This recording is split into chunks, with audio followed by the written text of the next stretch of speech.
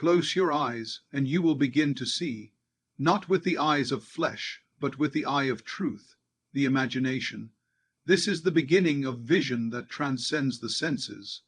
The most powerful faculty given to man is not his sight, but his ability to imagine, for imagination is the eye of the soul. It is through this divine gift that you access realities not yet born into time, and it is through this power that the invisible is made visible. You have been trained by the world to rely on your senses. You've been told that what is real is what you can touch, what you can measure, and what can be verified. But the soul knows something far greater.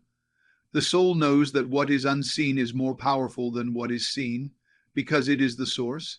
Everything you see now began first in the invisible.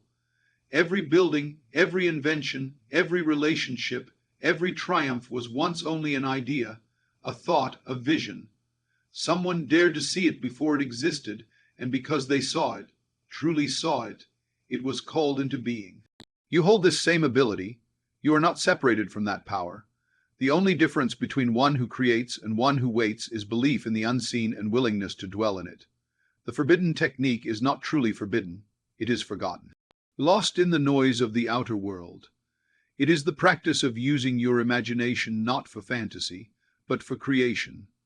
To sit quietly and deliberately see with the mind's eye what your heart longs for, not as a hope, but as a fact. This requires more than just daydreaming. This is not a vague wish. This is precise, deliberate, and full of feeling. It is to enter into the scene of your desire with all your senses engaged. What do you hear in that moment? What do you feel in your body? What do you smell, see, and know to be true? When you imagine with this level of depth and clarity, you move into the state of the wish fulfilled. You become it. You live in it. You dwell in it. And because inner reality always precedes outer fact, it must appear. Imagination is not weak. It is not idle. It is the root of every miracle. But most dismiss it as fantasy because they've never been taught to hold it long enough to let it shape their world. They imagine for a moment, then rush back to the noise of evidence. But you are here to remember the truth, that what you consistently see within becomes your world without. You have already done this in your life, whether consciously or unconsciously. Think back. How many times did something you feared play out because you rehearsed it in your mind? How many times did a dream feel unreachable, not because it truly was, but because you kept seeing its absence rather than its presence? The truth is, you've always been creating. Now is the time to do it deliberately. Now is the time to use your inner vision as the master key it was meant to be. To activate this vision, you must give it your full trust. This is the challenge. The outer world will tempt you to believe only in facts. It will say, "Show me first, then I'll believe." But your inner world speaks another language. Believe first, and you will see. This reversal is the gateway. It is the path walked by the mystic, the visionary, the one who lives from the unseen, and it is open to you now. The technique, then, is simple but powerful. Withdraw from the world for a moment. Go to a place of stillness within, and there imagine with all your heart the thing you desire, not as distant, but here now done. Feel the weight of it.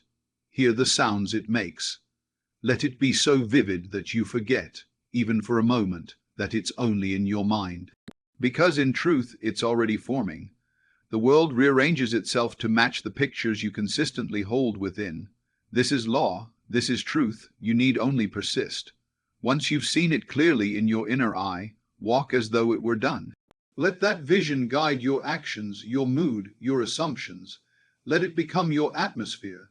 When doubts come, and they will return to the vision, re-enter it, feel it again and again and again, not because repetition creates, but because repetition removes resistance. Each time you return to the inner scene, you water the seed, and the seed always grows. This is not magic. It is the law of being. You become what you behold within, and nothing can stop a man or woman who lives from the conviction of their inner vision, they become untouchable by fear, unshaken by circumstance, because they know the world they see now is only a reflection of what they once imagined, and what they continue to imagine today. You are the projector, not the screen. What appears before you is simply the echo of what you've already accepted within. So begin today. Take that dream that has waited in your heart and give it form. See it, feel it, live in it, and watch as the world bends to match it. Not because it's possible, but because it's already real in the only place that matters, within you. To awaken the deepest power within you, to see beyond what the eyes can see, you must first learn the sacred act of assuming the feeling of the wish fulfilled. This is not wishful thinking. It is not pretending. It is an inner act of creation, more real than anything your physical senses could ever provide.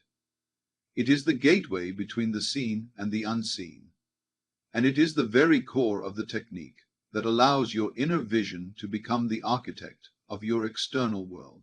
You do not attract what you want. You attract what you are, and what you are is defined by the state you occupy. You cannot merely want abundance or healing or love. You must become it in consciousness. You must feel it now, in this moment, as if it were already yours. That is how the unseen becomes seen. That is how spirit becomes matter. That is how the invisible becomes your reality. This world is not outside of you. It is within you.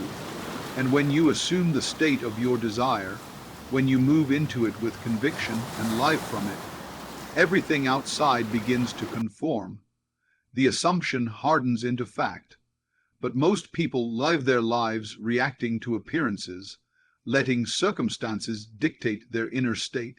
That is backward. You were never meant to be ruled by the world. You were meant to rule it through your inner vision. So now I ask you, what do you desire, not as a far-off dream, but as a current fact? Can you see yourself there? Can you feel it so deeply that you begin to believe it even while the world shows you nothing of it? That is the test. That is the challenge. But also, that is the door. Because the moment you believe, the moment you live from it, you are no longer waiting. You are being, and all of life responds to being. This is the secret behind the so-called forbidden technique. To assume the feeling of the wish fulfilled is to shift reality from within. It is to create from the inside out. No effort is required on the outside, only alignment on the inside, and this alignment is not intellectual. It is emotional. It is sensory. You must step into the scene of your desire in your imagination and feel it fully. How do you walk now that it's done? What thoughts do you think? What emotions rise up in you as you live in the experience of it? That is the work. To live inwardly in the end, not the means. The how does not matter. The when is irrelevant. You live in the knowing that it is already done. You walk in that energy. You respond to life from that place. You no longer wait for proof. You are the proof. You carry it within you. Every great change, every miracle begins in this way. Nothing happens on the outside first. The outer world is only a mirror, a shadow of your inner world. So stop chasing, stop pleading, stop doubting. Instead, become, close your eyes and become. Whatever you desire, you must be willing to dwell in it mentally. If you desire love, become loved. If you desire wealth, become abundant. If you desire freedom, become free in spirit. Then watch the outer world reflect the truth you have already accepted. This is not imagination for amusement. This is imagination for transformation. You must train yourself to return again and again to the scene of your fulfilled desire until it feels more natural than the absence of it. When it feels like home, it manifests. That is law, and yet many will abandon the vision too soon. They will imagine once or twice and say, it didn't work. But it always works. You are always creating. The question is, what are you creating by default?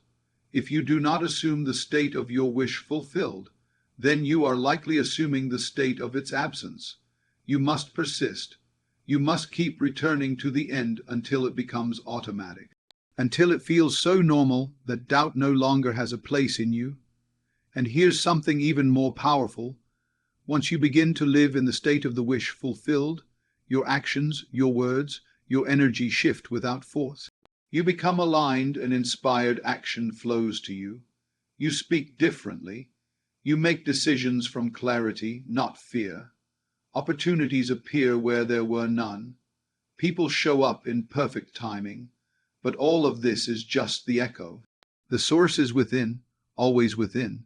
The outside world cannot give you what you have not already accepted within yourself. It cannot give you love if you do not feel lovable. It cannot give you success if you still dwell in failure. It cannot give you peace if you carry chaos inside. So assume it now, not tomorrow, not later, now. Feel the wish fulfilled and stay there. Stay there when the world tells you it's not real. Stay there when your senses argue otherwise. Because the world must bend to the one who refuses to leave the state of their desired end. Live in it, rest in it, trust in it, and it will unfold before you in ways you never imagined. To truly awaken your inner vision, to access the depths of creation that lie beyond the reach of your physical senses, you must learn the sacred art of silence. It is not just the absence of sound.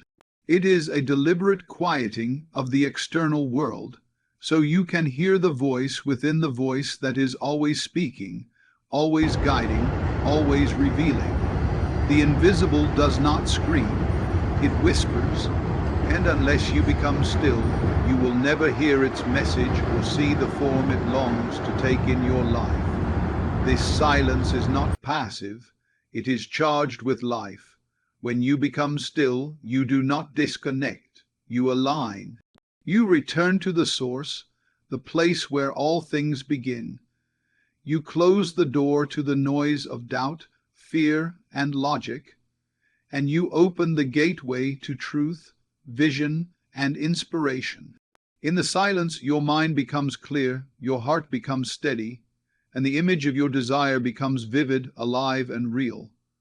Most people live in reaction to the world. Their minds are noisy, cluttered with distractions, worries, opinions, and fears. They look outside for answers, for validation, for direction. But those answers are not out there. They are within. And to reach them, you must turn down the volume of the world and enter into communion with yourself. You must create a sacred space within where nothing external can intrude. A sanctuary of vision where you can shape reality before it appears. This is not about detachment from life. It is about engagement with the deeper dimension of life. You are not ignoring the world. You are reshaping it at its source. Every time you sit in silence and see clearly your desired state, you are shifting the unseen patterns of your experience. You are rewriting the blueprint. You are giving instructions to the universe that cannot be denied. The inner voice is not loud, but it is certain. It speaks through knowing, through feeling, through flashes of insight. It does not argue. It does not force. It invites. It shows you what is possible, not through facts, but through inner conviction. And when you accept its invitation, when you trust it more than the evidence around you, that is when the impossible becomes real. That is when the world begins to move in your favor. You may ask, how do I find this silence? How do I access this inner voice? You begin by withdrawing your attention from the senses. Close your eyes. Let the outside world fade. Breathe deeply and allow your thoughts to slow. You are not trying to stop them. You are simply observing, allowing them to pass like clouds across the sky. And in this space, something magical happens. You begin to feel a presence that is not your ego, a stillness that is alive, a voice that speaks without words but leaves you certain. Now, into this silence, you bring your vision. You do not force it.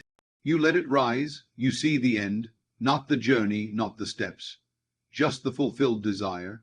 You let yourself dwell there, not as a visitor, but as a resident. You feel it. You let it imprint itself on your consciousness. And as it becomes more real within, the outer world begins to bend to match it. This is the great reversal. Most wait to see in order to believe. But the one who creates from silence believes first, sees first, and then the world follows. This is not arrogance. This is alignment with the laws of creation. You are not waiting for permission. You are not asking for signs. You are declaring from the inside what must be.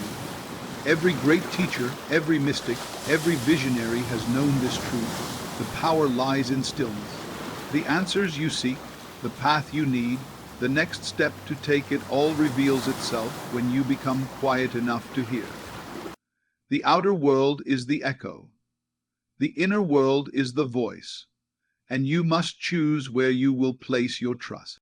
When the world around you becomes chaotic, return to your silence. When doubt whispers that you're imagining something impossible, return to your vision. When fear tries to shake your belief, return to your stillness. Because in that stillness, you are unshakable, you are aligned, you are creating. Do not look for proof. Become the proof. Live in the energy of the fulfilled desire, and let the silence be your foundation. From this place, your inner vision sharpens. It becomes more vivid, more detailed, more alive. You begin to walk through life not hoping, but knowing, not chasing, but attracting, not reacting, but responding from power. This is the sacred technique: to silence the world, hear the truth, and see with the eye of imagination what only your heart can show you. In doing this, you no longer guess what is coming, you direct it. You no longer wish, you create. You no longer seek, you express what you already are. In silence, your inner vision is activated, and from this vision, all things unfold. There is a realm within you so powerful, so boundless, that it has the ability to rearrange the very structure of your life.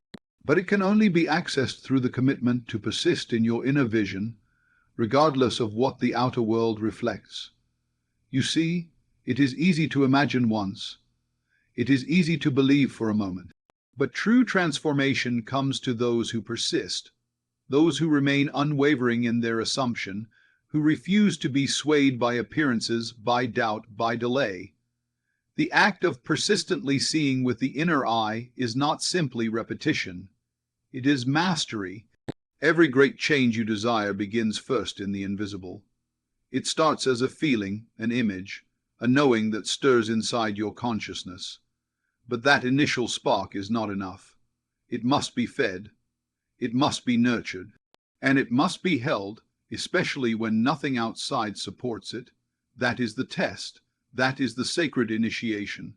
The world will try to convince you to give up, to abandon your vision, to accept limitation. But if you can stand firm in your inner knowing, if you can return again and again to the state of your fulfilled desire, then the outer world must eventually bow to your inner conviction. There is a reason why so few experience the fullness of their potential.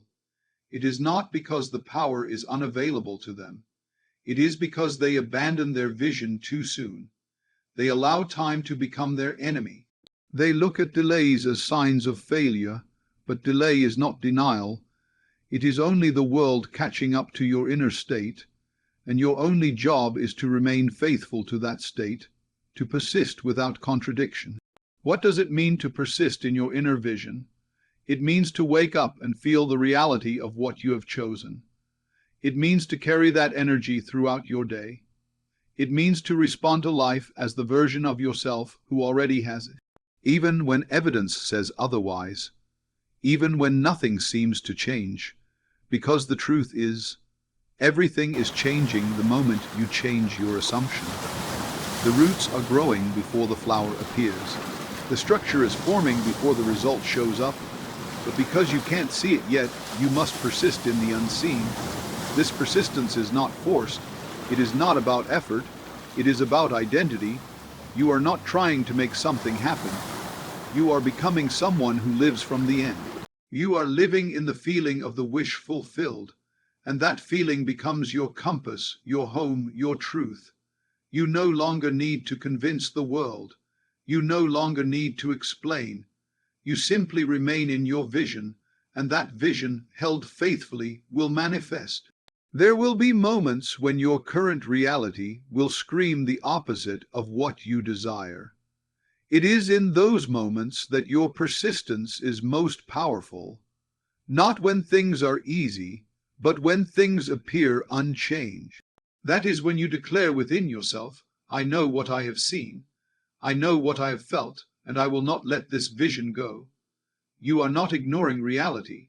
You are transforming it from the only place it can be transformed, within. This is not about pretending. It is about aligning. It is about identifying with the version of yourself who already has what you desire and living from that place daily. The thoughts you think, the energy you carry, the choices you make, all of them become expressions of your inner reality. That's the kind of persistence that shifts worlds. You may feel doubt, that's normal. You may feel resistance, that's expected. But you must not give them power. You simply return to your vision again and again. You choose it over and over, until it becomes more familiar than the absence of it, until it becomes your default state. And when that happens, the world has no choice. It must reflect your inner transformation. This sacred persistence is an act of love. It is the highest form of self-respect. It is saying to yourself, I am worthy of the life I imagine, and I will not abandon it, no matter how long it takes. And when you persist with that kind of devotion, life begins to conspire in your favor. You find yourself guided, inspired, uplifted. You meet the right people, the right ideas flow to you, synchronicities appear, not because you are lucky, but because you have become the match for what you desire. Do not underestimate the power of your consistency. Every time you return to your vision, you are deepening its roots.